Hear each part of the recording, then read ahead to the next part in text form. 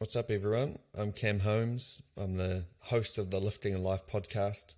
I have a bachelor's degree in psychology. I'm a personal trainer, and I also work in IT. Today, I had Josh McEntee on the podcast. We touched on a lot of interesting topics and ideas. The first being Josh moving to another country and the learnings that he's gathered about building a community around him. Then the next thing was establishing good routines and then knowing when to push through or knowing when to take a rest day from those routines that you've established. And then last, where me and Josh are at with the podcast and what we're going to be doing moving forward. So obviously Josh was on the podcast and we delve into the decisions we made around that and what we'll do moving forward. I hope you do obviously enjoy the episode, and if you want to do all the good stuff, like, subscribe, comment, all of that is much appreciated. Thanks. That's the one. All right, first time around, the intro's already been with the power of editing software, so we're about probably 1 minute into the podcast now. We can get the awkward intro out of the way. Yeah. No, it's really nice to have you on, man. Obviously, we chatted as mates prior to this as well, before the episode, so we kind of got some stuff out of the way, but it is really nice to have you on again. It's been some time since we've done a podcast together, and it's just us as well, which is kind of nice. It's good to be back. We don't have a third wheel interrupting us. No. To those listening, you weren't a third wheel. Yeah, absolutely not. But where I wanted to start with this episode, because obviously you've been in Melbourne for 10 months now, right? April, yeah, that'd be right. Yeah. So I really like to understand what that journey's been like from a holistic perspective, I guess. So, yeah, the fitness and gymming is part of it, but it's also, the work and everything outside of work as well, and how that 10 months has been for you, whether it's been good or bad or a mixture. But, that's my thoughts for today. Yeah, no, definitely a lot of change, eh? And I think, in both a good way and a bad way. I think, as I said to you before we hit record, having only gotten sober, so I had my 3-year sobriety anniversary on the 27th of December. And, that's great, but something I'm constantly thinking about there is, you're almost relearning yourself all over again, right? So when you're engaging in something like a country move, obviously there's going to be so many different changes. For me, I think holistically, I definitely describe the experience as being positive, but I think a few sort of mind traps that I got into was, because I've got that depression disposition as well. You fall into this trap of thinking this is going to be the thing that fixes me. This is going to be the thing that makes me feel I'm going to be happy all the time once I've done this, and that's just not the case, because it's something internal that's going on rather than something external. And so when things kicked off, it was kind of a frantic, busy sort of first 3 or 4 months, and I think I moved 2 or 3 times. But it was also exciting because you're like, oh, I'm here now, I'm going here, I'm doing this now, or whatever. Gymming and exercising was great because it was like this sort of constant that I had that I could take with me no matter where I went, and I found that really, how would you describe that? Comforting, having that thing that you could always rely on to sort of, fall back on. But then also just trying to adapt at the same time and know when to give yourself time to slow down. I've got to decompress all this now. I've got this whole new working culture I need to adapt to, all these different people I'm meeting, etc., etc. And the working aspect, I think, again, as we sort of mentioned before we hit record, it's been a bit of a roller coaster, because there's just been so much change. But also I've been working remotely for a business in Sydney, and being based in Melbourne has meant that I haven't been able to engage with people in an office. Do you know what I mean? But it's also facilitated in that there was a period there where I was getting set up and I was getting things delivered every 2 or 3 days. Working remotely that whole time has obviously helped with that side of things.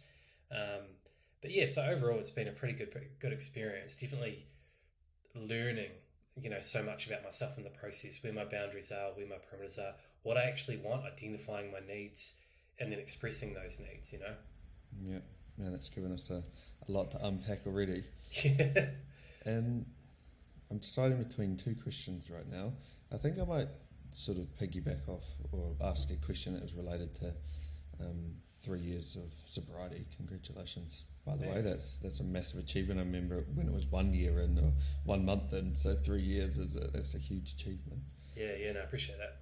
Were there learnings from that journey that you had to becoming sober that you could apply to you moving over to Melbourne? Obviously, there's a big change in habits and environment and what you can and can't do anymore. So were there any key learnings that you got from that you applied to you travelling over?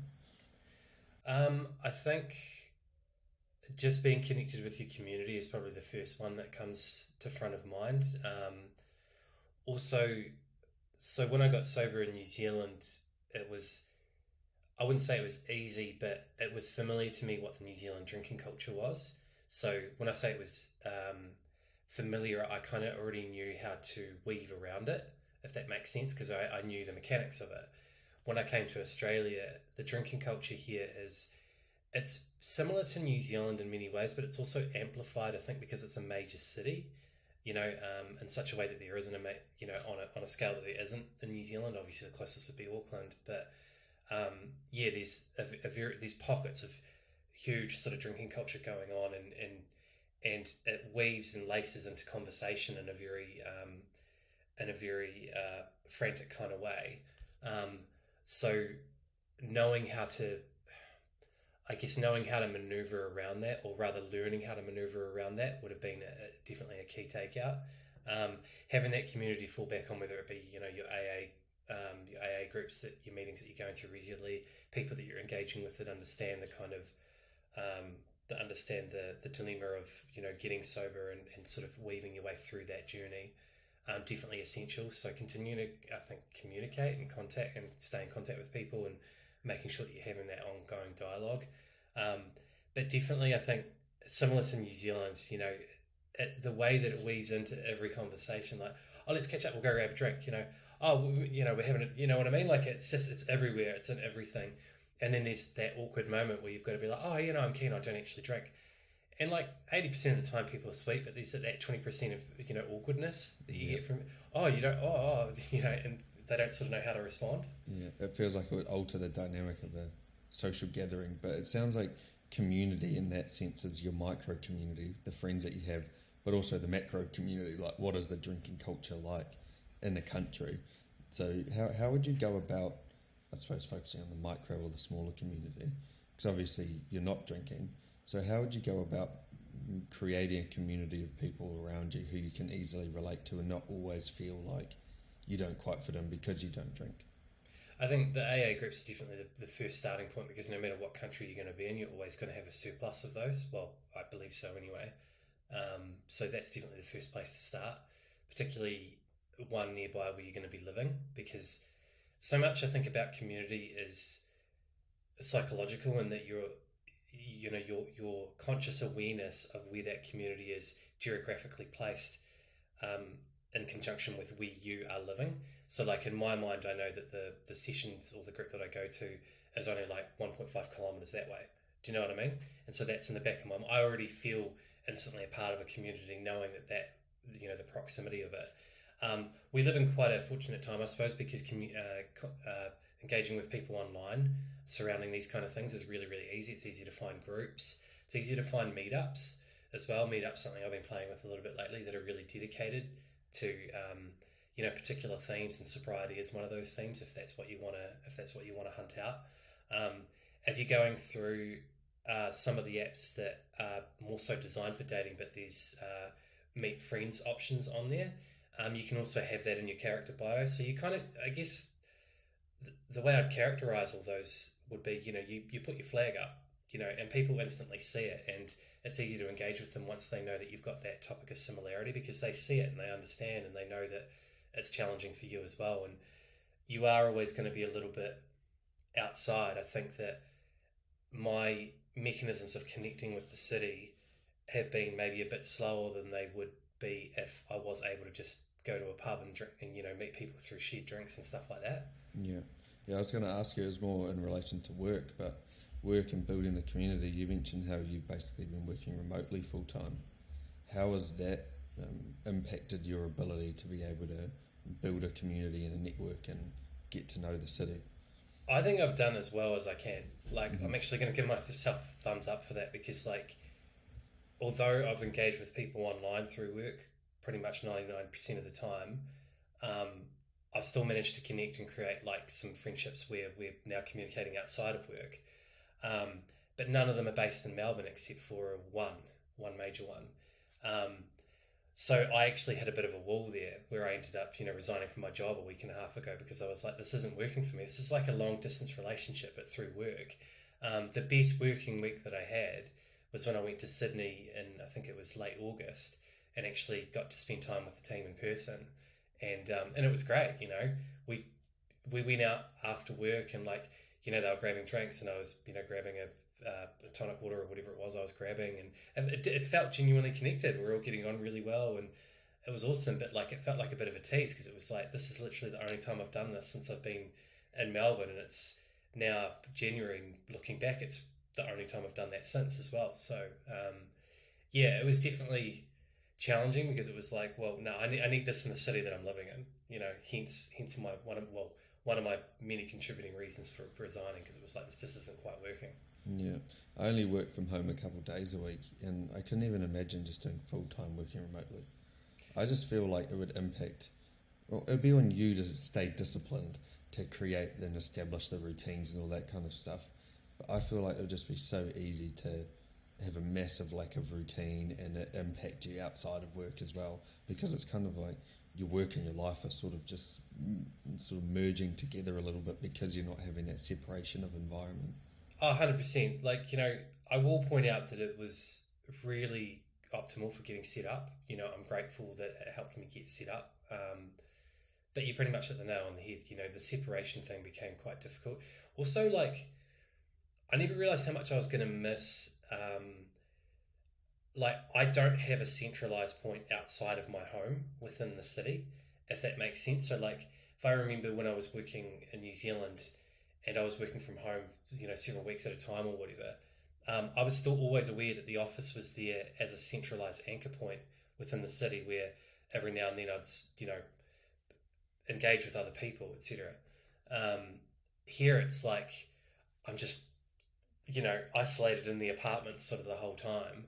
And I know that works for some people, and that's great. But like, I'm quite social, and I like a bit of banter and like, Yeah. catching up with people. So It's even the routines and the stuff you do outside of going to the office too, right? Like if you start work at 8:30, you know that you need to be on the bus or the tram or in the car or whatever by 7:30.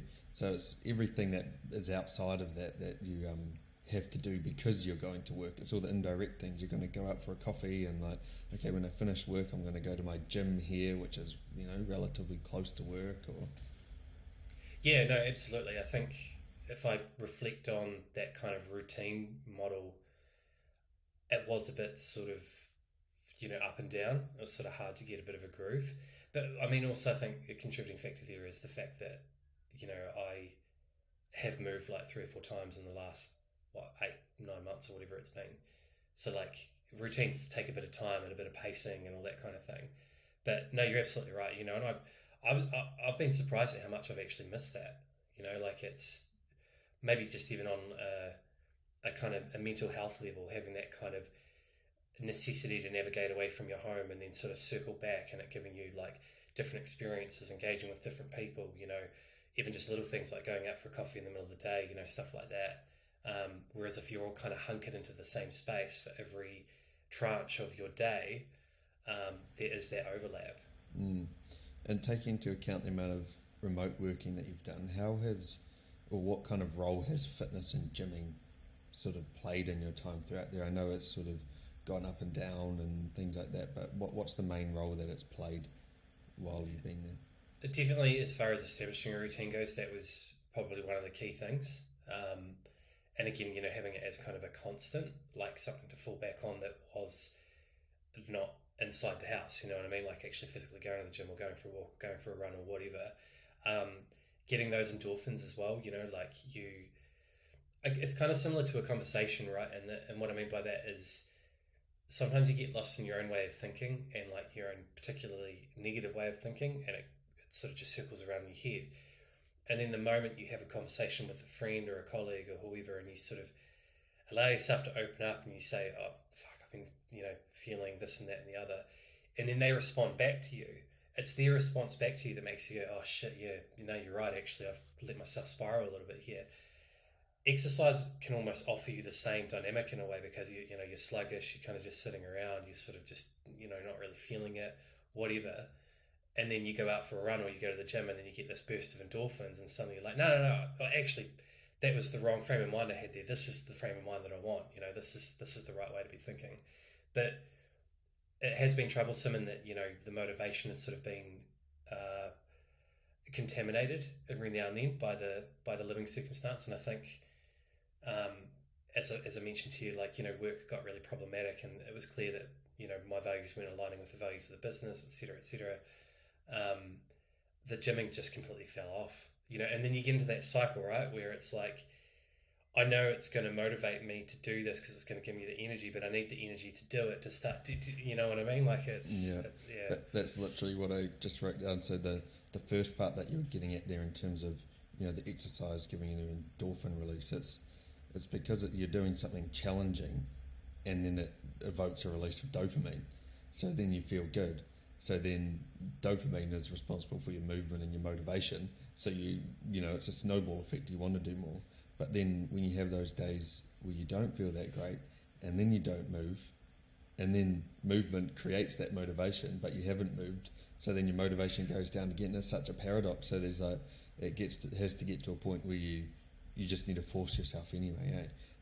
One morning you just need to think, even though I'm not motivated right now, I know that I will feel better for doing this, so I need to do my best to push through to do it. I think also having acceptance within yourself of, this isn't going to be a smash out. Sometimes it's just valuable to just get out the door. I think this morning I only went for a 10-minute run when I'm trying to do 30 to 45 minutes. And it's like, well, I got out the door and I at least got because sometimes you just, it's not quite there, but maintaining some sense of structure with it, and just allowing yourself to have a few minutes of something that's a little bit active is better than nothing at all. And I did feel better when I came back. I think we can be quite hard on ourselves, which is a trap to fall into as well, because I meant to do an hour today and all I did was 30 minutes. It's like you got to pull out of that kind of self-bullying mindset, which is something I definitely feel a lot of challenge with.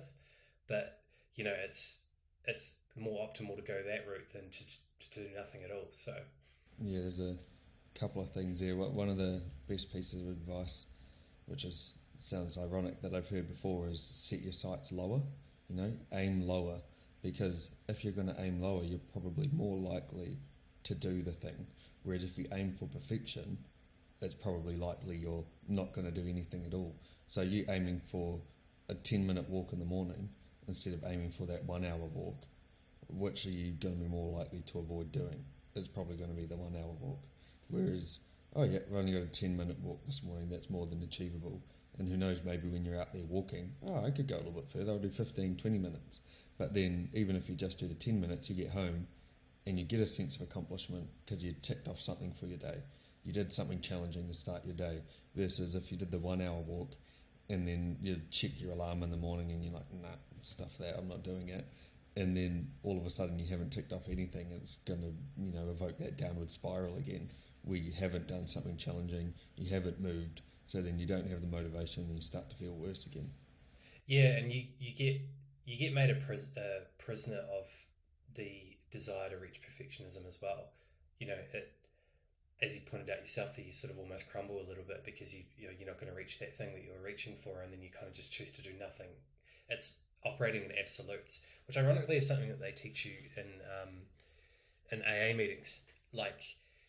Generally, someone that suffers from alcoholism thinks in terms of all or nothing. Do you know what I mean? Which contributes obviously to their drinking problem for obvious reasons. But the all or nothing mentality is, you get made a prisoner of it. I've recently had to put my writing down because I just have been completely mentally burned out by both the job and the amount of changes that have taken place over the last 8 to 10 months, or whatever it's been. And, it's, there's still little bits going on in between, but that, this period of reflecting on it has made me go, I was approaching it with an all or nothing mentality, which is just not healthy. Like you end up suffering that way of thinking, and the the energy depletion that you feel in response to that level of pressure that you put on yourself makes it almost impossible to do even just a small amount because you're so burned out. Do you know what I mean? You're so crushed, and all the energy's been extracted from you through that kind of self expectation and that weight that you're carrying around on yourself. Do you know what I mean? That's something that I'd see with clients in the gym all the time. They will come in, they're eating takeaways most days and skipping meals every now and then and drinking 2-3 days in the weekend, and then they come in with this motivation to want to stick to the perfect nutrition and training plan. And what you have to do is you got to take them down a few pegs. It's like, yep, I respect and acknowledge your motivation, and that's awesome, but you aiming for perfection is ironically going to be your demise. Whereas, what's the first or the lowest thing we can do? How about you try take lunch to work twice a week, once a week? If you do that, cool, that's success. Instead of, oh no, I need a meal plan, all my meals throughout the week, only have one cheat meal, only drink one beer in the weekend. That might be feasible for a week or two, but that's not going to be a long-term strategy to reach the goals that you're wanting to achieve. It's actually shocking how bad for you it is, or at least I feel that way after that period of reflection that I've had, particularly since resigning from my job a week and a half ago. Without getting into specifics, the level of expectation that I put on myself with some of my projects is actually catastrophic. When I look at it from a satellite view, I'm just like, that's so, like, the weight of that expectation and the crush of it. And looking back now over the past, I guess, 12 to 24 months, I can see periods where I can identify now that it was actually crumbling me, because it was like I'm not reaching that almost unreachable thing. So you're kind of setting yourself up for a sense of failure, because if it is unreachable and it is, just too much, then it's inevitable that you won't reach it by design. So you're in fact just, it's almost a form of self-harm. Do you know what I mean? And then once you've gone through that kind of, that tranche of, back and forth, kind of bipolar, emotional, extremely good, extremely bad, whatever, you're just exhausted. You're just absolutely exhausted. And that's where in those situations especially, it's having the skill to be able to take a step back from yourself and look at yourself from that macro perspective can be really beneficial. And it's so hard when you're really tunnel vision into something and it's super important to you at the time and it's evoking a lot of stress. It's really difficult to take that step back and look at yourself from a macro perspective. It's nice now in hindsight to be able to do it, but you wonder what it would have been like if at the time you were able to take a step back and really view it for what it was at the time. Obviously you have now because you've quit, so you've realised that it's not good for you, but having that ability to step out of your shoes for a second and really look at it from a macro perspective can be so beneficial. Yeah, no, absolutely. And I think knowing the right moment to do that as well, like, to just give yourself a break and reflect on that, because that's the other thing as well, is if you're that frantically expecting of yourself, you're thinking about it constantly. You need to kind of not be thinking about it for a while so that you can let things, in the writing realm, they call it the mulching of ideas. You know what I mean? Like they're sort of fermenting together, and that kind of process requires like your mental capacity to sort of be freed up. To remove yourself from letting it be consumed and addicted to something that you feel some sort of absolution towards, so that it can mulch away, that it can ferment, and that it can grow in an organic way. And then you can sort of discover what the next step is by allowing yourself that breathing room. You know what I mean? And even not engaging in external stimulus all the time. I don't know if you find that when you go for a walk, all of a sudden you've remembered the thing you need to do, or like you've somehow solved a thing that you couldn't do yesterday, and then when you're just walking along and not listening to anything, all of a sudden you come up with a solution for it. It's like you've given your brain this sort of breathing space to be able to solve the things that you've been wanting it to solve. Oh yeah, absolutely. And like, you might see something out in that external environment that wasn't in the home that, it's like a dot point that gets you onto the next thought kind of thing. It's finding those sort of connections. Like you see something and it makes you think of something else, and then that links you over to this other thing, and then finally you find that thing that you were sort of missing. Putting yourself in that external environment and allowing that opportunity to be inspired by sort of a different environment is yeah, absolutely. I kind of want to go back to what we're talking about in terms of setting the sights lower and setting the goals lower, so over a long time it's more achievable. This is something we've talked about before, and I want to get your thoughts on it again, given that you're 10 months in and your journey with fitness and gymming, it's been undulating. When you have days where you don't feel like doing something, like going to the gym or going for a walk, how do you know when you anecdotally should push through, or you should, call it a rest day for that day? What are the key signs for you? I think we've spoken about this before as well, haven't we? Like, how do you kind of identify the difference? Yeah. Look, to be perfectly honest, I still don't 100% know. So the last, what are we now? Should we already the 14th of January? Yeah, bro. it's moving. It's moving. It's hustling. Yep. So for the last, I reckon, month and a half, I reckon start of December was when I started to fall into a bit of a dark space and work was just getting on top of me. There were at least half a dozen times where I pushed myself to go to be active, like it was to go to the gym, and I got about 5 minutes into the session. I was like, this is one of those times where it's like it's not meant to happen today. To know in advance, I think, honestly, I don't really have an answer. I think when there's days when it's really aggressive, you do have a pretty strong sense by just listening to your instinct, like having that moment where you stop and you pose the scenario to yourself, and then what is your instantaneous feeling towards the scenario? So what I mean by that is, I tell myself, oh, I'm going to go to the gym, and then what is my instantaneous instinctive reaction to that statement? And that's the answers, I won't say more often than not, probably about 50-50 in that tranche. Because if I get the instinctive, like, oh, that's usually an indication that, like, this is a day I need to sort of put it to the side. But again, it's still something I'm working out. And I think this particular experience I had, because again, there were about half a dozen sessions where I was like, no, this isn't working.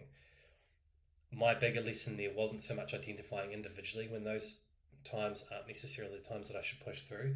It was more that I identified that something broader was wrong, because I was like, for that many sessions in a row to be bungled by a complete lack of energy and a lack of will to want to push forward, I was like, something's not right here.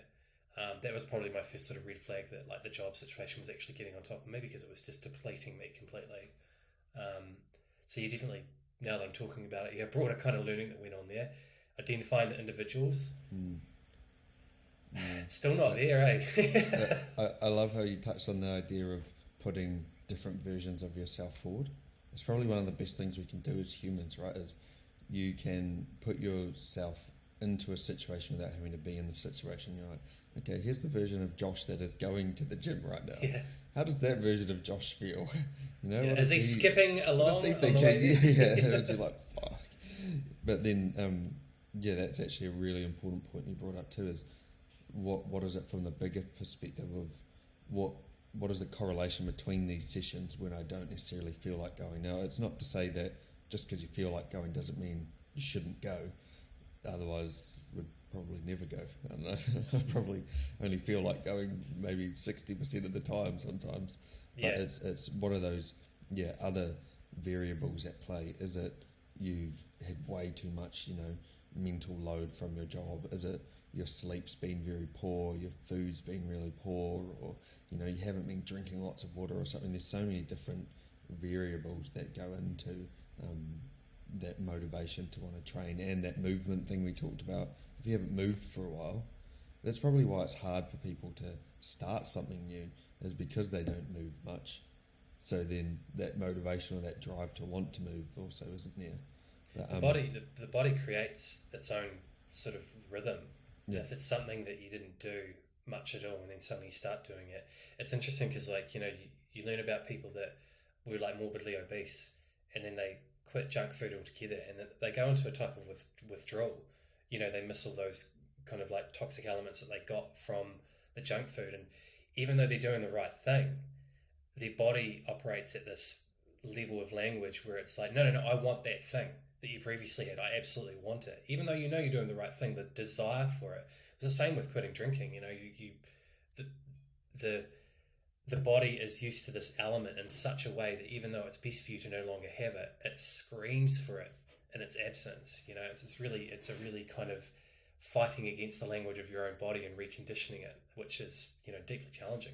Yeah, it's what you'd call like a bottom-up response. It's like your body telling your brain what it wants. Say, for instance, with the sugar stuff, being used to all of those kind of foods, it's your gut bacteria gets so accustomed to it, and your gut and your brain is so connected that your gut is craving it. Like that bacteria in there is hungry for that, so it tells your brain, I need this thing. But it's not serving you well. Just because you feel like eating something doesn't mean you should eat something. And it's the same with your training as well. What I was going to say in terms of training and sticking to it and stuff is the importance of creating a plan for yourself. So on those days where you don't feel like going, well, this is the plan that I've created for myself. I know if I stick to this plan, I'm going to reach the things that I want to achieve. So it's probably best that I go. There definitely will be days where it probably doesn't serve you well to go, but creating yourself a plan gives you less wiggle room or less uncertainty in that to be able to escape it. Whereas if you're like, I should probably go to the gym a few times a week, then, there's nothing set in stone. Whereas if Wednesday, 4 o'clock, I'm going to be doing a push workout. And it's in the plan, it's in the diary. So there's, at least I feel, and what I've seen with clients, is it's less chance of you backing out because there's something set in stone. Yeah, like it's a schedule. You're not allowing your fluffy, childlike decision-making part of your brain to be like, no, let's flutter about and go over here now.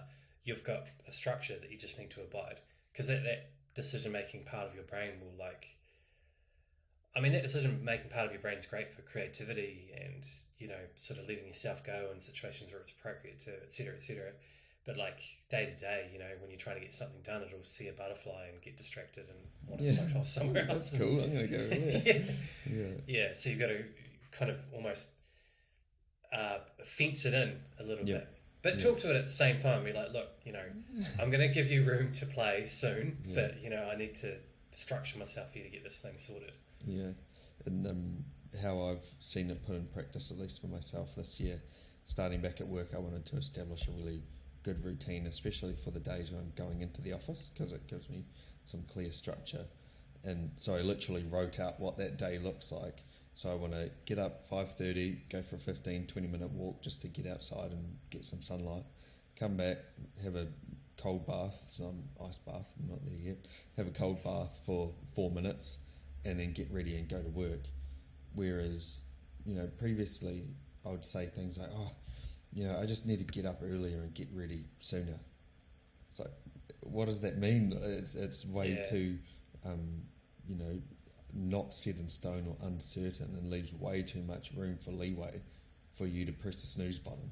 Whereas so a little self-bullying, like the way you worded that almost sounded a bit too like, well, no, you need to do that. You know what I mean? Like, no one should talk to themselves that way. Yeah, and I've learned that me getting up early, I can easily do it when I have something to get up for. But if I'm just getting up and I feel like I'm not getting up for anything, I just think, why am I getting up this early? It seems stupid. Whereas now, having a clear plan in front of me, I know that, if I sleep until 5:45, straight away I can't go for my morning walk, probably can't have my cold bath, I just got to rush and get out the door. And the mornings that we've successfully done that, it's only been a week, we've done it a few times this week, we just feel so much better. You're like, jumping in the car, you're not rushing around, you get to town real early and you get to the office before everyone else gets there, and you kind of ease yourself into the day versus like, oh shit, we need to get up, oh, get in the car, I forgot my phone, I need to, and you're rushing around and you're stressed, and you get to work and everyone's already there and you're already straight into work, versus like setting yourself up for a plan for success that might be more difficult, but in reality I'm only getting up 20 minutes earlier or 30 minutes earlier than what I would need to be, but straight away it sets me up for a way better day than feeling like I'm behind from the moment I wake up.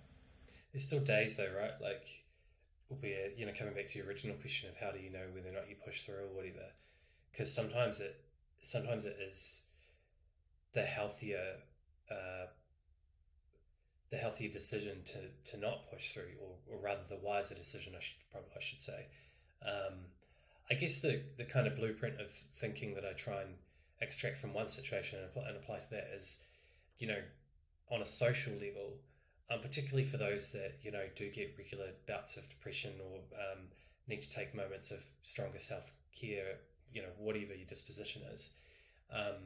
You might have had something planned to come up that weekend, and then coming back to that example we were using where you picture yourself in the scenario. Oh, so what is Josh doing in that scenario? Here's Josh at the party. How does he feel? Yeah. And you probably just saw me roll my eyes. Yeah. And like, it doesn't want to be there. And then I imagine myself greeting like, hey guys. Yeah. Do you know what I mean? Like, I'm here now. I'm at the fucking thing. Can I go now?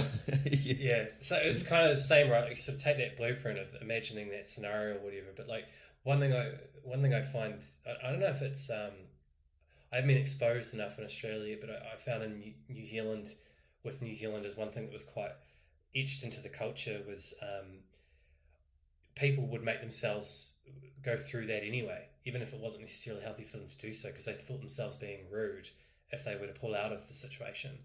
And I completely challenged that mindset. Obviously, there's a paradigm of politeness that you should abide by within certain scenarios, making sure you give enough notice, but also being confident of your decision as well, because there are people that I know that can sort of steamroll a little bit, like, what do you mean you're not, do you know what I mean? Like, that to me would be someone crossing a boundary. I think those kind of relationships need to be removed. But being aware of, your needs and listening to those needs, again, stealing that blueprint from that social situation and applying it to the physical exercise avenue. It's kind of the same thing, right? Like, again, to circle back to that original question you answered, I still have days where I don't know with certainty.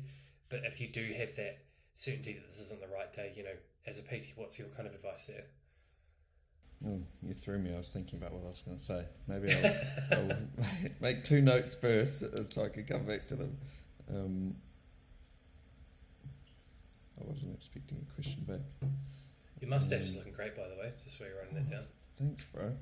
Not many people can pull it off. But I did say to you, I'm in Australia where like every second person's got a mustache, so it's it's even trendy here. Even in Wellington now, I see so many people with moustaches.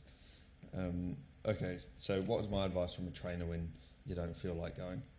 Well, let's say you've got your plan, and it could be written down, it could just be a mental plan or whatever, but you're trying to create that structure for yourself.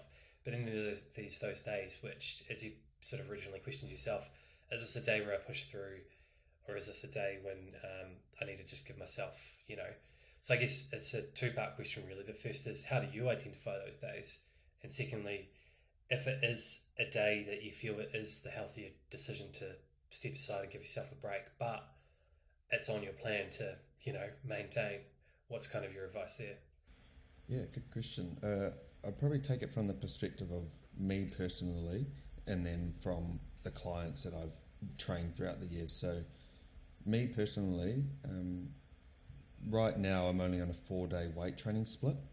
So in the plan of, if we're looking at it from 7 days, I know I have a lot of leeway. So and I train in the after work as well now, so not first thing in the morning, whereas we were training first thing in the morning for a couple of years, and that was hard, man. If you got to bed too late, like half an hour, an hour later, you've cocked it. It honestly feels impossible to train the next morning, and I'd just be questioning, am I even going to have a maximal training session? Yeah, I would go to the gym, or like yeah, if I went to the gym, am I still going to have a good session, or am I only going simply because it's in the plan? It's not even going to be a good session anyway. So what's the point of going? So yeah, for me personally, I find that I don't have too many days now where I really don't feel like going, especially because I've been training after work. Whereas when I was training in the morning, I would have probably honestly every second day, the alarm would go off at 4:45, and I'd just be like, oh, and it's not even the not wanting to go to the gym. It's just the feeling like a slave to the system where you need to get up and I'm still cold.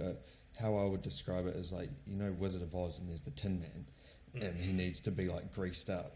That's what it felt like training that early. Yeah. Sometimes you wouldn't be fully awake. So yeah, right now I'm in a pretty good space where I don't really have days where I don't feel like going, and so most of the time I'm all good.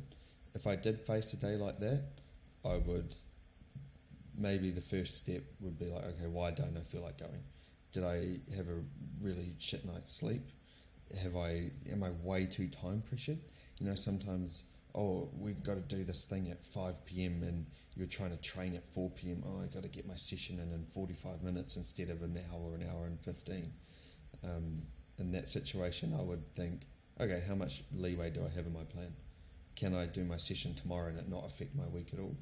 If you're on a 4-day split, most of the time you can, thankfully. But if you're on a 5-day split or a 6-day split, that's quite a lot. But if you are, then you have less leeway, and it's probably just better to do some form of session than to not do a session at all. You sitting in your car or sitting at home on your couch is not going to give you the same benefit as doing at least some sort of session. Maybe just turn up, see how you go. Maybe it's just good that you go to the gym, so you don't necessarily have to do everything in your plan. Just see what you want to do when you get there. So, especially if I've got a cafe there, right? Just go to the gym and get a big breakfast. Have a caramel slice and a coffee. So, yeah, for me right now, I don't have too many days like that, thankfully. Whereas when I trained early, most mornings would be like that. But the majority of the time, I'd push through anyway, or maybe train at lunchtime, or find some way to still get the session in. So the broad messaging there is find a way to make it work. Don't sort of try and squeeze blood out of a stone too much with a slot that might not be working for you. Yep, precisely. And then from a client perspective, I'd be looking at what stage are they in their training journey. If they're real new to the gym, I don't think it's healthy to put this mindset into them where it's like, even if you don't feel like going, you should be going to the gym and being a drill sergeant. I would say you're just getting used to the space right now. Don't I see that online all the time, Like, I think we've spoken about this before, but seriously, the toxic culture of the messaging that comes through social media, and it's all interconnected in different tranches. You've got the toxic gymming culture, which is like, no matter what, whatever. But it's the same as urgency culture, hustle culture, whatever you want to call it. It's this real imperative, no matter what is going on. It's like, mate, people live complex lives. They've got shit going on all the time that need engagement, that need addressing. Like this, no matter what. I think anything that gives a message with a theme of absolution to it, I'm immediately out. Where it's like binary, right? Yeah, I would, if I was to make it a political comparative, I would say I'm so centralist with that stuff. I enjoy following people who just push through anyway. I love seeing that they have that ability to just do it anyway, because I think that's still healthy. If you have a healthy mindset, that's still such a good thing to consume, rather than the other end of the spectrum where it's like, whenever you don't feel like doing something, you don't have to do it, because your body and your feelings aren't always going to serve you the best. And I feel like we all know that, but you got to find some kind of middle ground where you only slept for 4 hours because you got this big thing on. Probably doesn't make sense for you to go to the gym and potentially injure yourself. But if you just kind of like woke up and you're just sort of a bit tired and you don't feel like going, maybe you should just go anyway. But anyway, with the clients, if they're really new, I wouldn't put any urgency in trying to push them, because you're thinking long term and sustainable. What can you do to be an enabler for them on their journey, not just for 6 weeks or 12 weeks, ideally for the rest of their life if they, want to continue with it. So it's about building a healthy relationship. If you don't feel like going, it's all right. But in your plan, you've only put 1 day and then 2 days optional, versus you wouldn't give a beginner a 6-day plan where you have to do this. But if they're more experienced, maybe they would appreciate you saying like, no, I think you just need to go. You'll feel better for going. So depending on where they're at their journey, how well you've set up their plan, you allow for the leeway when they don't want to do it. But the only time I would say definitely don't go is if you've got some kind of injury or something. That's, at least for me, if my knee's feeling sore and I've got leg day, I want to train, but I'm not going to be dumb, because I want to keep coming back to the gym. I don't want to go and send it and then make the injury worse, and then all of a sudden I can't train legs for 2 months. So that's for me where I draw more of a harder line. But feelings are so subjective and so different between people. But I'd say when it comes to exercise, more often than not, you're going to feel better for doing some kind of exercise rather than not doing exercise. But you kind of touched on a mindset there that I've sort of instructed myself not too far back. I can't quite remember where I got the messaging from, but you sort of said there that if you're injured you wouldn't go. I would characterize that as you're healing, and healing isn't the same as doing nothing. And I think some people make the interpretation that it is, and self-care on a mental health level is healing as well.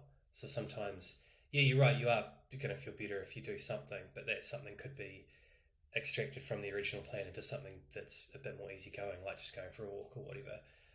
But if it's going to be too much for you to go because you've got something else that needs attention in terms of healing or self-care, or something that requires a bit of your energy, which can be obtained through just going for a walk and exercising your mind through whatever it is that's needing a little bit of self-care, then I wouldn't see that as doing nothing. I'd see that as still doing something. So absolutely. And kind of relative but not, but when me and Chloe would go in real early and we're both just smashed and there's just no way we're going to have a good session, we would just go for a walk. And I just imagined you two driving to the gym together, tired as shit, this sucks. It's middle of winter, 2 degrees, pitch black, and then we would get to town, still make the effort to get in the car, get there on time, or crazy traffic. 15 minutes late. Nah, not at 5:45 in the morning. Oh, you're earlier. Okay. Yeah, when we're doing those morning sessions, and there were so many mornings where we'd just go for a walk. So we'd go for a walk down the waterfront, and you still feel good because you're still there early and you've done some kind of exercise, but there's just no way you could have done a good weight training session. Because for me, it's not just ticking the box of doing a weight training session, it's how can I get the most out of the session as well. So doing it is one thing, but setting yourself up for a successful session is another thing. So I want to go back to what I noted down when you asked me the question. So I had an example of the plan not always going through in a day where it didn't. This week we went round to our friend's house for dinner, and we had a real nice dinner. They made us some smoked ribs, and it was barbecued ribs. They were really, really nice. Awesome. But that meant that in our plan we need to be in bed by 9:45 at the latest. But we didn't get home till 9:15, 9:30, and then you got to prep for the next day. So we went on bed till 10:30, almost 11 o'clock. And I still set my alarm, but the next morning I was just smashed. So I slept in for another 15 or 20 minutes, so I didn't get the walk in. Still did the bath because we filled that up the night before, so that's easy, in the bath. But that was one example where I knew it was more beneficial for me to sleep in at least another 20-30 minutes to get the recovery, because I trained obviously the day before, to get that little bit more sleep rather than get the walk in. So and that's only week 1, but there's going to be these things come up, and I'm not going to say you always need to just push through and do it. Sometimes it's better for you to maximise the amount of sleep you're getting, especially if you're weight training. So. Oh yeah, totally. Because if you don't, you're not going to have that stored energy. Yeah. You're just going to be absolutely depleted. Yeah. But And then, it sounds like I guess your kind of approach there was just to sort of adapt based on the situation that you're in. yeah, and mentally be all good with it, not beat yourself up for the rest of the day. I didn't get my walk in, but it's like, yeah, you still have to be flexible and adaptable at the same time. The mentally beating yourself up thing is like, and I say this from someone that does it a lot. I mean, it's a whole topic I won't get into, but like, I'm very aware that my encouragement not to do that comes from a place of, general hypocrisy or whatever.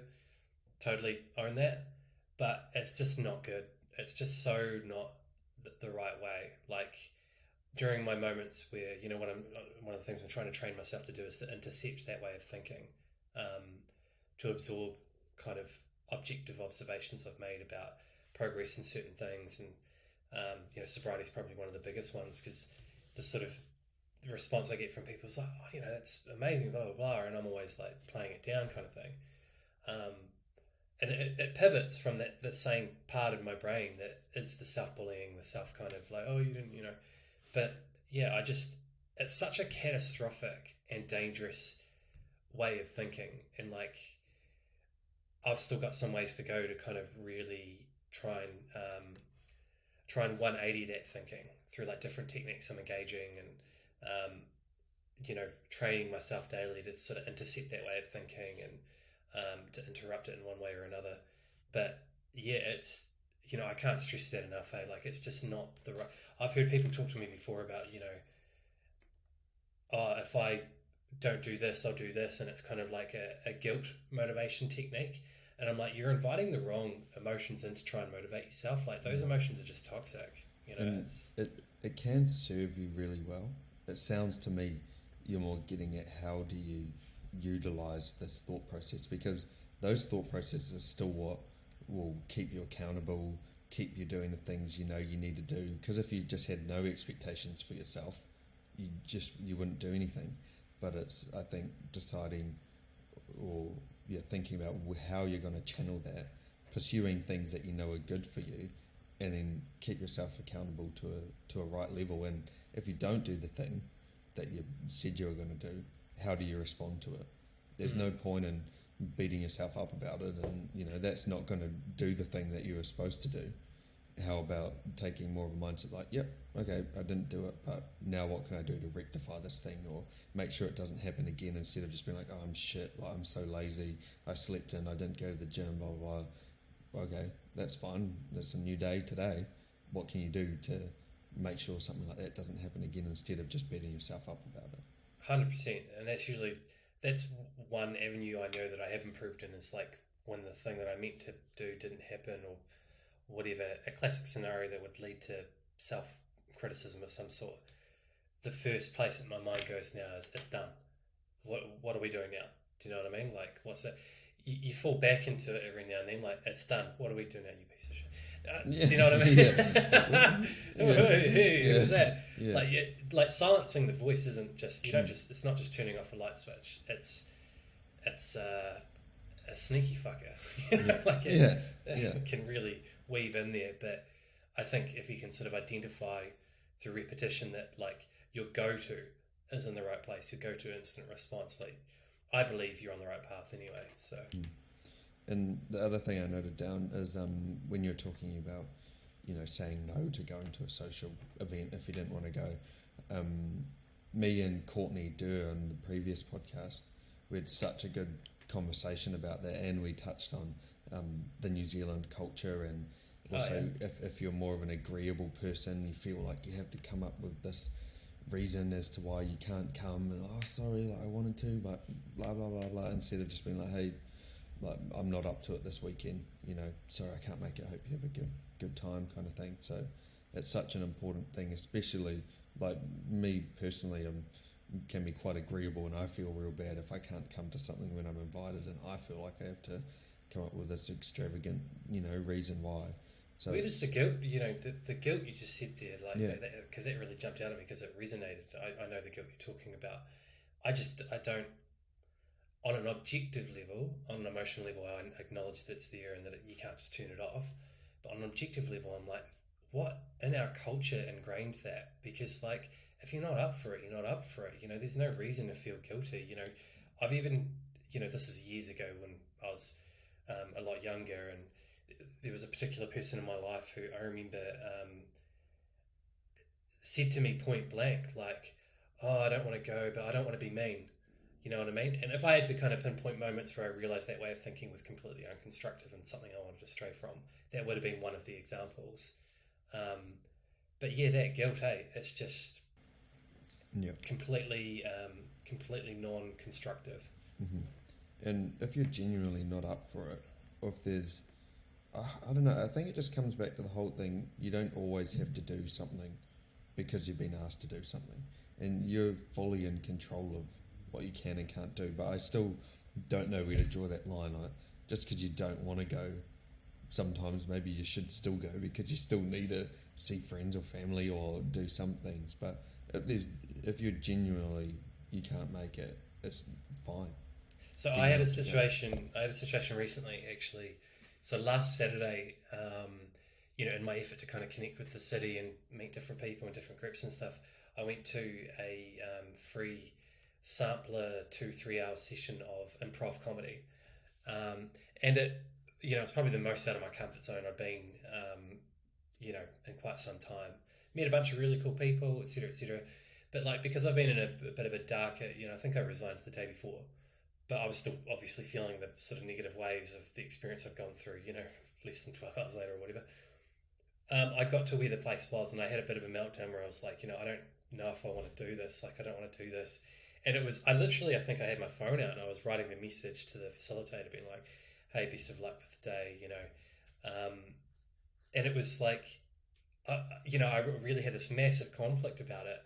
And then the only place that my decision to not want to go was coming from was an emotional place. The objective place and the instinctive place were like, no, we want to do this. This is going to, by the time you finish the session, your mind's going to be completely different from where it was right now. You're going to meet people, etc., etc. And so what I ended up doing was, I actually said this to myself in my head as well. I was like, right, I'm going to hand the steering wheel over from the emotional driver to the objective, instinctive driver. And then I literally just sat up and walked, almost in a kind of binary way. Yeah. My instinctive, objective side was just walking me in through the door. And then within about, 10 or 15 minutes after we introduced ourselves to each other and the energy of the room, I could see that everyone was really good sorts, creative, that kind of thing. I felt better, felt great, And so I think handing the steering wheel over is sometimes the key. Well, and that's such a good way of describing it. And that's why I think having a plan works so well, is objectively, this is what I need to stick to. And it comes back to the dopamine from doing challenging things too. You're always going to feel better for pushing through something like that, especially when it's like a social thing, or it's not something that's a massive barrier to you going. It's more just like a feeling of not wanting to go. You pushing through that, even if you had a terrible time there, you would still feel so much better, and because you pushed through a difficult thing, even though you didn't want to do it. But then when it finishes, even if it didn't go well, oh well, I still had the courage and the ability to push through something I didn't want to do. Totally. And it was terrifying, to be honest. Yeah.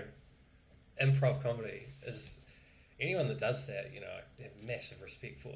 Yeah. So it was this session where we basically had to sort of act and try and be funny with each other, and it was. So you were up there doing the thing.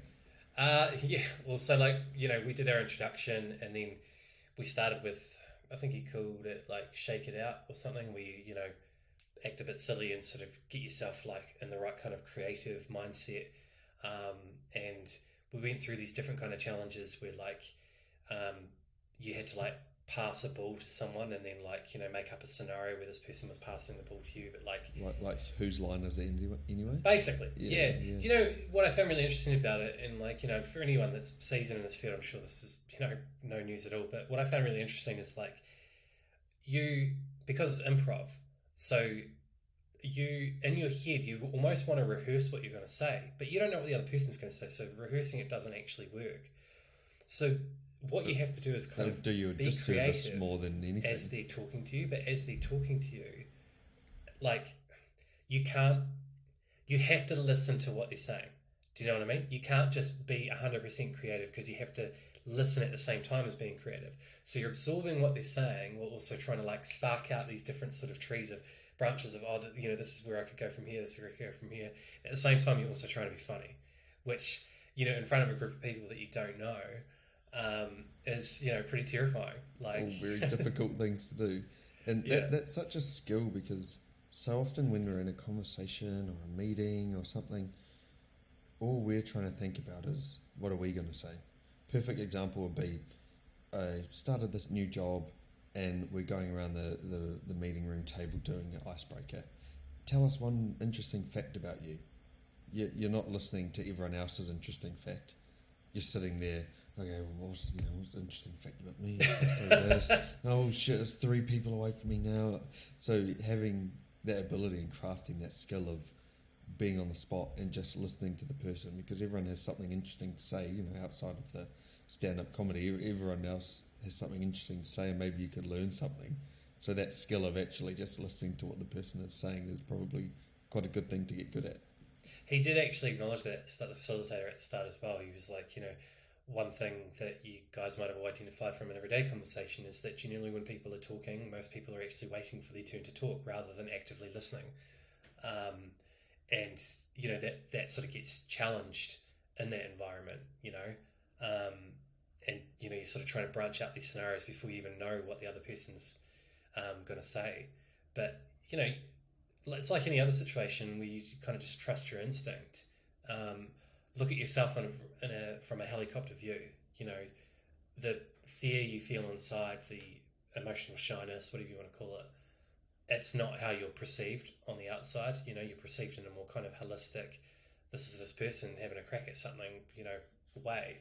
So you don't have to kind of be a prisoner of that own terror, kind of like let yourself go. But then you go through these different levels there as well, because like you're like, oh, all right, I'm going to be so much more funnier once I let myself go, once I'm actually free flowing. Because if you think about the times in your life where you're like your funniest or your most kind of engaging or creative or explosively, you know, illustrative when you're presenting, you know, whatever you want to call it, it's when you're most comfortable. You know, which is why many people are quite good performers after they've had a few drinks. You know, not explosively drunk, but just, you know, a few drinks, loosening themselves up. So I noticed that I was going through these different kind of stages of like, all right, I need to get, all right, I've got to be confident now, because once I'm confident of it, do you know what I mean? But then you're instructed, it just turns into this sort of spiral. Yeah. And then after about like, I think it was about 20 minutes, 30 minutes, like you do notice that the walls start to slowly come down, because you see other people getting a bit looser as well. So then the energy becomes infectious, you know, and you sort of get contaminated by each other's performance and whatever. But trying to tell myself like, no, you need to be confident right now. Do you know what I mean? None of it works like that. It doesn't work like that. But then I started laughing in my head at my own dialogue. Yeah. And I was like, shit, that's actually quite funny. Yeah, Right, I should try and find a way to slide it. But when it comes to being funny too, it's all about knowing your audience, who you're with, and having the perfect timing. So if you're sitting around with a bunch of your mates, it's quite easy to be funny because you know this inside joke, or like you know what's going to land or what isn't going to land. So I couldn't imagine trying to be funny with a group of people who I don't really know, because what's funny to that person might not be funny at all to this person. So totally. So the first thing I thought of there was, we're in a bit of a minefield landscape, and have been since like, I don't know, 2017 or whatever. So already I'm kind of like, I can be a little bit dark and on the nose, you know, like, is it, I don't know. How is that going to land? Yeah, right. And then the age bracket would have been from 19 through to, I reckon, about 50. So you've got a pretty broad audience as well. But I only talk about, it felt like kind of an observation in sociology as well, the way that everyone adapted together. When we introduced ourselves as well, you know, he got us to say our name, our preferred pronouns, and a little bit of background ourselves. The fact that he stated that he wanted us to talk about our preferred pronouns already created this impression that this was a respectful space. So that in itself, you could deduce, you know, what level you could go to with some of the joking and all that kind of thing. But everyone, you found everyone sort of folded into the same energy together, which was really interesting to watch. I think, you know, Melbourne's a major city as well, and in a major city, you know, you're going to have like a general broad open-mindedness, let alone when you're actually specifically going to a creative kind of class together. The idea within a class like that, whether it be writing or whatever, is to be a little bit more free thinking, be open minded. So it was really interesting, but I definitely enjoyed it. This has actually been a real good segue to something I wanted to chat to you about. And what are the other pursuits you've been, following or trying to do while you've been over in Melbourne outside of, the gym and stuff? I know you've been doing a bit of photography and stuff, so I'd be keen to hear about what other things you've been getting amongst while you've been there. So photography's actually been great. I have no idea what I'm doing. I'm the first to admit. It's quite hard, man, with a camera. It's pretty complicated. It's real complicated, but using it. So the first thing I'll note is the user experience is awesome. So if someone was to ask me, why don't you just, use your phone? I'm like, it'd be like playing games on your phone versus using an actual console. Do you know what I mean? The user experience is just completely different. But getting used to it and getting an understanding of the hardware is one thing. But one of the reasons I love it is I never realized how much it was going to put me in. So one of the things I struggle is being present in the moment.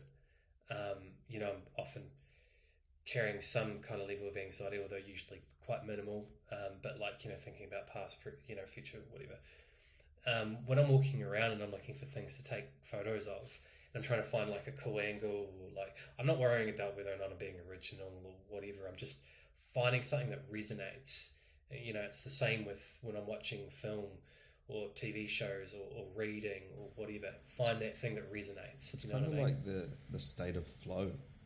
That's what that is. When, say, if you're surfing or you're mountain biking or doing something like that where you can't be focusing on something else, you're fully in the moment. Totally. It's a state where you can't be anywhere else because you're in that state of flow. No, exactly, and that's definitely what I've felt from it. So it's something I'm definitely going to pursue a bit more.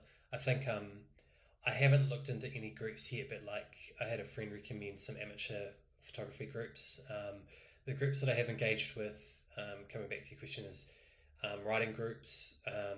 Writing groups are always really interesting because, the majority of the time when I'm engaged with other writers,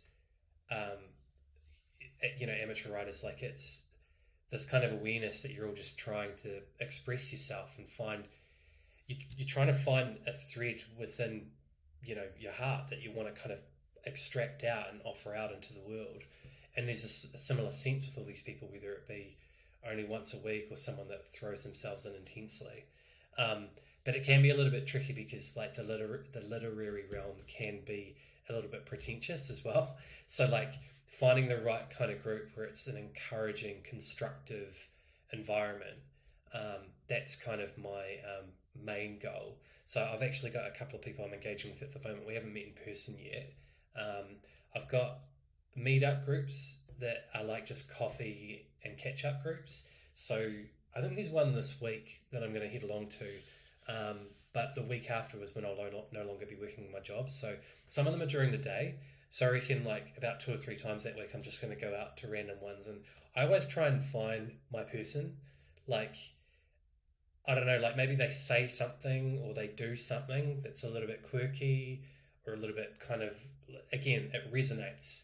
And I'm not sure why, but it also says a lot about their character in one, swift movement. And I'm like, that's my person from within this group. I'm not coveting them from the rest of the group, but I'm like, this is the person I want to try and engage with a little bit more directly. I actually got that at the improv comedy. Her name was Albina. We ended up having a bit of a chat, and we're going to try and catch up again some other time. But and the other thing is getting a job in Melbourne. In Melbourne City, so I can actually meet people within the office. I did do, and I do actually recommend it. Bumble has a Friends, so I think you can switch between dating, or I think it's called Bumble BFFs or something like that. I met someone on there that we've developed a friendship now, and we catch up for coffee every now and then. So I think just being open-minded, but also being aware that. So I do put quite a bit of time and energy into writing, but it's still energy, right? And when you've got somewhere new, I think you've probably got your passion that you feel compelled by, but tell yourself it's okay to extract some of the energy from that for a period of time and put the energy over here, which is engaging, meeting people, you know, not the moment of actually talking to them, but actually getting through the door to start with. Like, how do I find these groups? How do I get engaged? How do I get LinkedIn? You know, all that kind of thing. But yeah, the next step, getting that job in the city, I think is going to be like definitely the optimal kind of step from here, because it's gonna make me feel connected with Melbourne City. You know, I feel like I've been in I guess like a business long-term relationship with my business being based out of Sydney.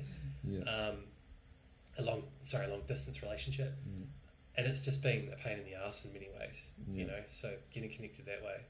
I reckon it's so awesome and so commendable how well you've done, though, in terms of being confident and courageous enough to branch out and, you know, put yourself forward to go into all these different groups and stuff, especially with the journey that you've been on. It'd be so easy for you to be really insular and, you know, not want to get out, but I think you've definitely done way more than what I would have done going over there, 100%. But Thanks, man. Your ability and your confidence to reach out, even when it's probably not the most comfortable thing to do sometimes, so it wouldn't be. I think it comes back to what we were saying before about letting your instinct drive.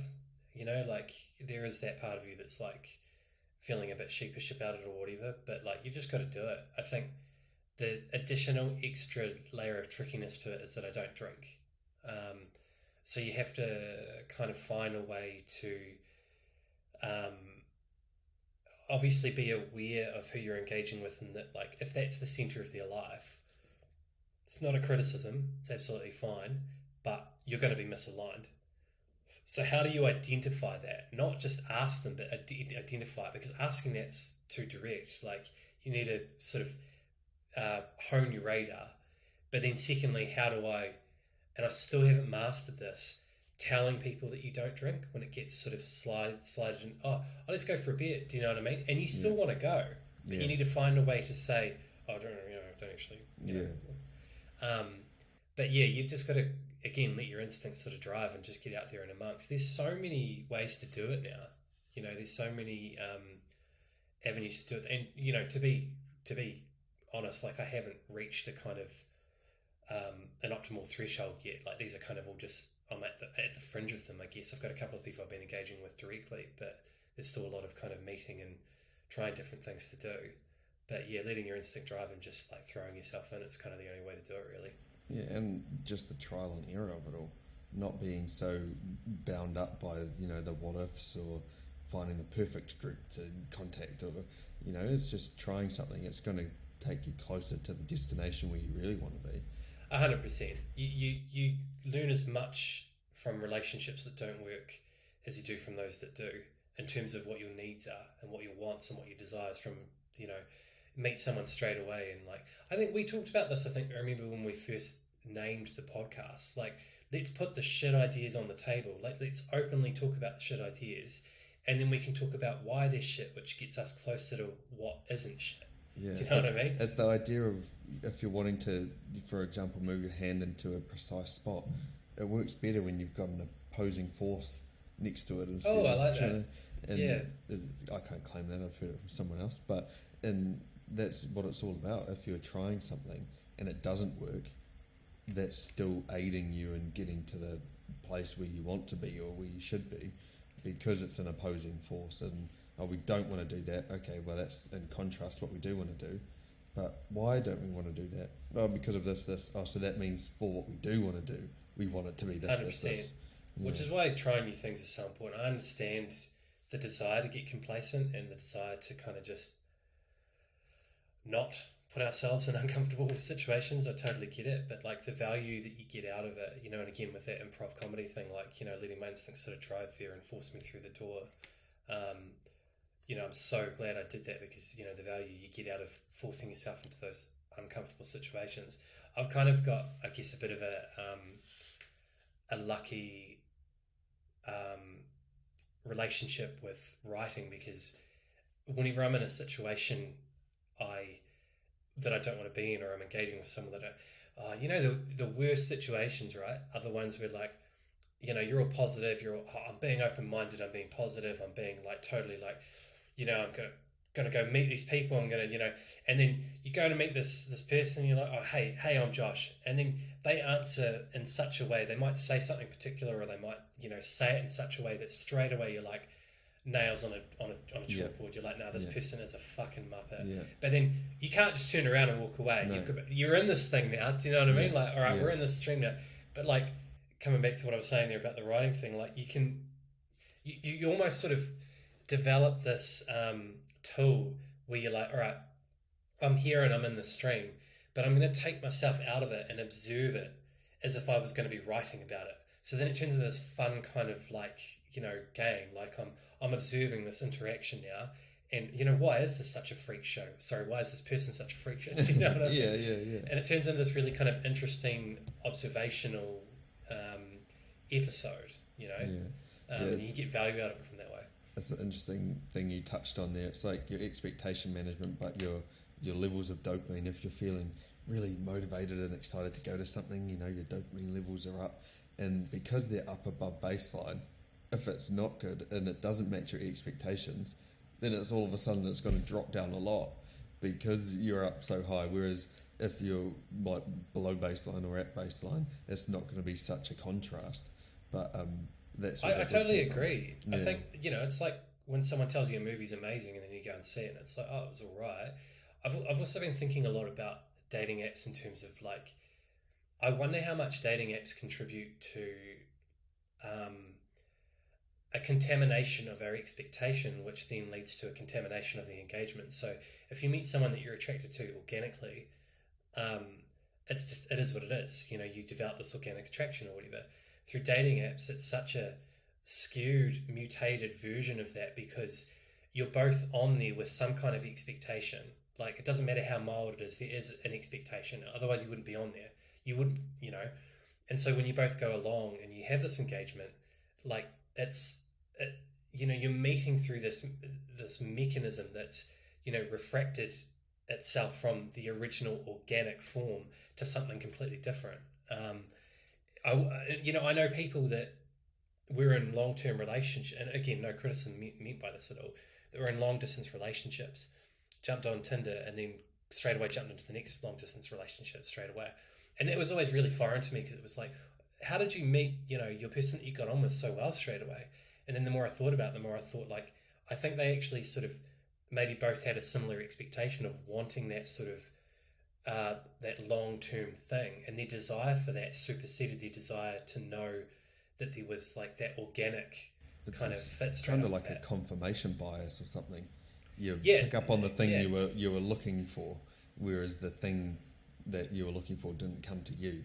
You were actively seeking the thing that you were looking for. But then, are you? Are you looking for it? I'm not saying, I'm not stereotyping the whole experience. Obviously, it's there's a wide spectrum of expectations and emotions. But like, think about a classic example. Maybe when you're a bit younger or whatever, when you first started using it, and like you're kind of like gone in with that mindset of, oh, this person seems really great. I've talked to them online, and they seem really funny, blah blah. And then you meet them in person, and then you're like looking for that thing that you thought, or rather you assumed was there based on the online interaction. Like, oh, there it is. Yeah, we are. Do you know what I mean? It turns into this kind of like assumption and chase. It's a bizarre. I'm not offering any kind of negative criticism of the whole experience, and I understand it's very complex. But if we step back and view it again from that helicopter level, it really is just this bizarre tool that we sort of utilize in the day-to-day now with the current era that we're in, that in many ways is very removed from the original kind of elements that would drive together a situation like that. It reminds me of what we were talking about in terms of the improv comedy and just being present and listening to the things that are coming at you instead of necessarily waiting for the things that you're expecting to happen. 100%. What it's funny you actually say that, because I was just thinking in the back of my head, like, I was listening, by the way, and I was just thinking what I wanted to say while you were talking was I was just thinking in the back of my head, one thing that I find really comical that you can pick up on people when they do that is, and I've done this myself, I say this from personal experience as well, when you've got something in your head that you want to say and the other person's talking, and I think a good conversation is like poetry, you know what I mean, like you really, it's like a dance. Yeah, good, that's a better analogy than poetry. and you pick up on their flow and you follow their flow, and like they do this and then you do that follows, and then you complement each other. You're swaying together, and sometimes you come across people who you don't know this, but at the time of you doing your particular move on your end of the dance, They step on your foot. yeah, well, they've thought of something they want to say, and so you've done this move and kind of ended it, and your expectation is that they will then grab your move and throw in their own kind of thing. But instead of doing that, they sledgehammer you with the thing that was in their mind that they wanted to get out there regardless of what move you made. Do you know what I mean? And you pick up on that, and at the time it hits you, it's quite jarring. It's like, that was totally, you think it's left field, and then you realise that you're not sort of following each other's flow, and what's happened here is that this person has got these things in their head that they want to say no matter what the other person says. And it fascinates me engaging with people like that, because it's so unpredictable and it's so off key and it's so bizarre, but I almost kind of understand it because I understand the desire to want to say the thing that's in your head. We need to be better than that. We do need to be better than that. We need to follow the partner. We need to be in the dance. But I understand the desire. Do you know what I mean? Absolutely. And the abrasiveness is so subconscious to you as well. You don't necessarily pinpoint exactly why doesn't feel good, like, or the conversation's a bit clunky. But is exactly why it would be, is because they're not listening to what you say and then flowing from what you say.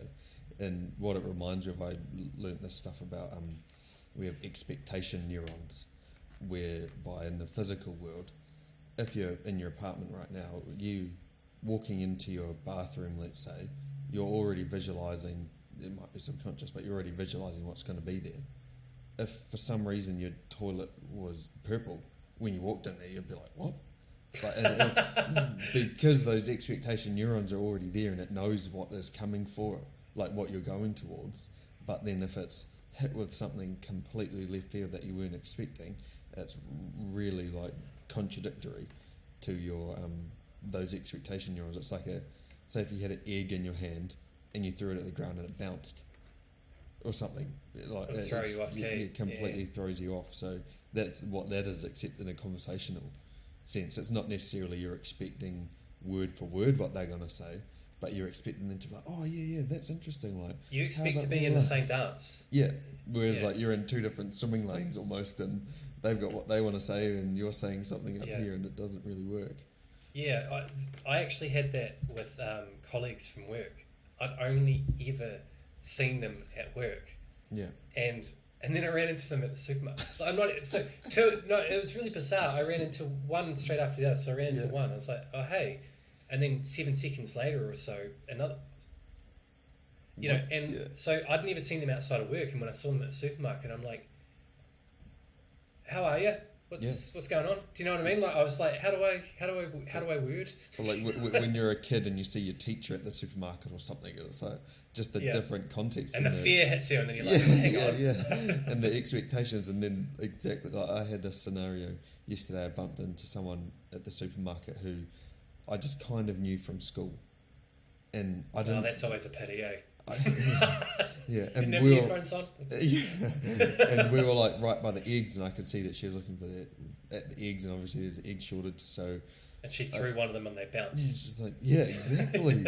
No, and then I had a quick thought: do I go down the, hey, how's it going? Like, you're an Upper Hutt Pack and Save. Why are you here? Or do I just go for something that's more immediate and, the egg shortage, like blah blah blah. And so I went for the egg shortage route instead of having to do a deep dive of like how you been, what you've been doing, when you don't really know each other well. But again, it's the expectation thing. You're like, well, you're from Whakatane. You eat food? Yeah, you eat food. No, you're from Whakatane and you're in Upper Hutt Pack and Save. Like, do I address that gap, or do I just go for something that's more... I had a really jarring response once. It was the exact same scenario, and I ended up just going with the broad conversation opener. Yeah. You both know it's a conversation opener. You don't have to be a dick about it. Yeah. This person chose to be, so I did the broad conversation opener. Ran into them by let's just say the meat section, and I was like, "What are you up to?" And then they were like, "What do you think I'm up to?" What? And I'm just like, yeah. What? Like, like they were trying to be funny in their own kind of, you know, okay. whatever sort of way, but like it came, you know, it was like, look, I know that you're shopping. We both know that you're shopping. I'm clearly opening a conversation. Broadly, what like, are you up to? Yeah, you fucking suck. Yeah. You know what I mean? Oh, Like, man. yeah, it really jarred me, And it was Yeah. like, look, we both know what's going on here. Let's just, you know. Neither of us really want to have this chat, but we're here now, so at least make it like amicable. The headphone one is the other one. It's like I was talking to a friend of mine about when you've got headphones on and you're walking down the street. And this obviously works more optimally in cities sort of the size of Wellington or smaller, because you run into people that you know reasonably often. He said that we were talking about how like the sign of a really good friend is when you're happy to take your headphones off to chat to them when you see them down the street. Yeah, it's so true. And on the flip of that, the sign of a total twat is someone that you don't know that well, who stops and expects you to take your headphones off to talk to you when and you give them the nod. You give them the nod, you know, the hey bro nod, or whatever you want to call it, the East Coast, you know. Yeah. And then they stop. The moment you see their legs stop, and you're like, dude, like, you know, and you're probably vibing out. You're like like you're just I totally knew you feeling it. from a job like 7 years ago, and like, how's this conversation gonna go? I do love the acknowledgement, like the hey, like you're not gonna ghost them, but those conversations can be so awkward sometimes. Oh, and if it's interrupting your flow, you know, like it's just the pits. Yeah. But yeah, those people that you're happy to take you from, those are the people that you want to keep close to you. Those are the people that are special because you're vibing out, but your vibe with them as a human being is superseding that vibe, and that is a good thing. That is a beautiful thing to be acknowledged. 100%. I feel like before we wrap it up, we should probably touch on where we're at with the podcast. I know we've got heaps of eager fans, you know, anticipating this podcast release. But just for the people who have been listening to the podcast since our first episode, I thought it would be valuable for us to sort of discuss where we're at with the podcast. Sweet. What do you think? Sounds good. Yeah. How do we navigate it, I guess? Well, I mean, do you want to maybe kick off with your intentions, and I'll sort of, you know, let people know where I'm at, and you know, well, actually, in fact, you know, I suppose I'll kick off on that tone, you know, because I haven't sort of been seen in the studio seat for a few episodes now, and my decision there was effectively just to focus on some mental health stuff, and like coming back, you know, we've touched on it in the session, you know, it was the energy extraction from me with a lot of different avenues getting set up. It was just too much, you know, and I think I said to you as well, Ken, you know, like I felt I was in a bit of a dark place that made the nature of giving out advice, which, you know, we tend to do at times throughout the show, feel like I was in the right position to do that. It was like, I need to focus on myself here. But yeah, that's kind of where I've been for the last sort of few months. I'll pass it over to you, Cam. What's your sort of intentions from here, and where are you looking to take things? Yeah, for me, I guess it kind of the timing of it, in terms of, you know, you wanting to take a step back, is actually kind of aligned in the time where I was thinking about doing different stuff with the podcast as well. So one thing that I really want to do is make a website for the podcast. I'm actually working with Matt Devonport, another one of my mates, to make a website for the podcast, so to create a different platform for it. And my vision for it is to really make it about having guests on each episode and having these kind of conversations like we're having right now, you know, delving into people's journeys, using the fitness as a foundation to chat about broader ideas, everything that we were already doing. But even down the line, I'm looking at maybe creating some sort of product and stuff to be able to put on the website as well, whether it be, you know, training plans or other things that are related to the gym. So that's sort of in a nutshell where I think I want to take the podcast and turn it into more of a brand rather than just the podcast itself, have some more elements in there.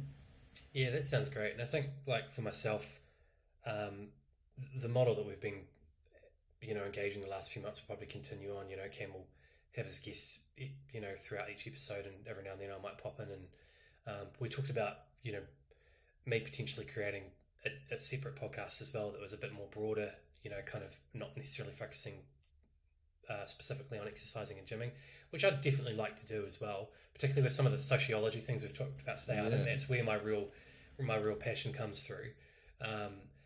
Timing wise, I think like, I need to get a couple of things just like into a better flow state first, particularly with getting a job in the city and like, feeling placed that way. But that's definitely something that I'd hope to get launched in the future and something that you could potentially expect from myself.